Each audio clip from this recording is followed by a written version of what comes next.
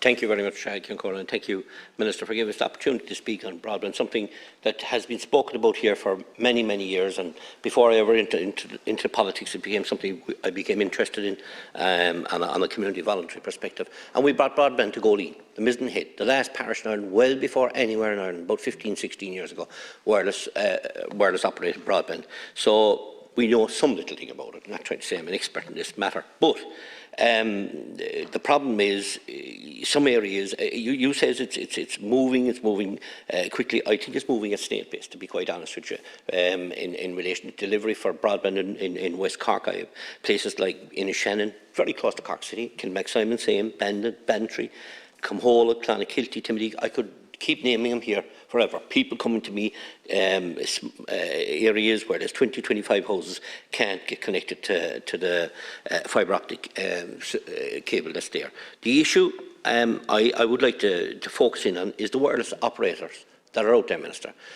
You said that you were very optimistic. I said I'm not. You said you're looking at every solution. Have you sat down and spoken to the wireless operators that can immediately provide broadband to areas that you're looking at maybe providing broadband in 5 years? So forget about 5 years, because I've been asking for 10 years for people to get broadband, and it's not happening. And it's 4 years ahead, it's 5 years ahead, it's 6 years, and I feel it's actually getting longer every time we sit down around the table in the same communities that were promised to get years ago. So I know that areas, we'll just take Baltimore, right? You have Digital Forge there in West Cork and Fast Track and companies like that.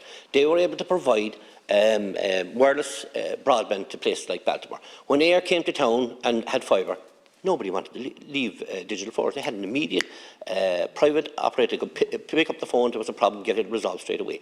So that'll tell you they can offer something like 70, 80, 90, 100 megs, maybe 100 megs plus, of course, if you're a business, they can offer more on a wireless setting. This can be offered anywhere in rural Ireland where people can get, but they need to be funded. So you need to, Minister, first of all, have you opened up communications with them? Because as far as I know, Minister, there's going to be, we're going to be left with 5% of houses in rural Ireland that will not be getting a fibre connection.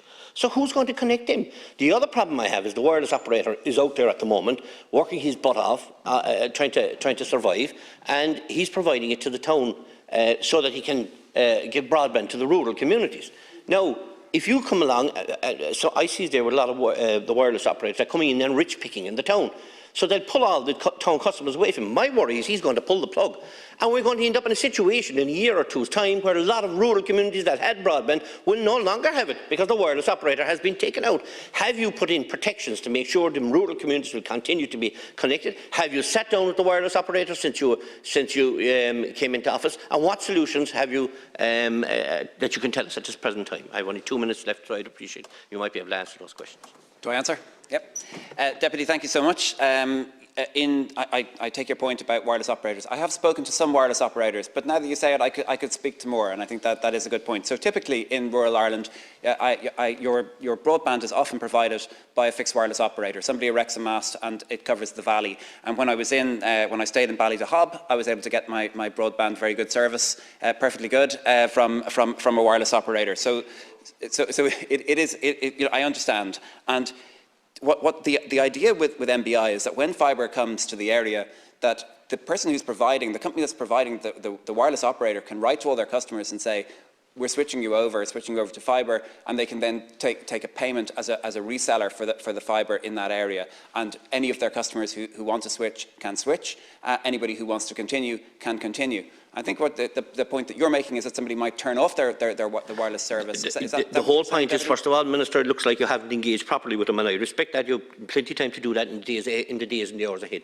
The bottom line is we need to support the wireless operator that's there. The wireless operator that's there at the present time, I'm more from telling you and previous ministers, nobody seems to want to care about this. He can offer broadband down in the valley that no one can offer for the next 5 years.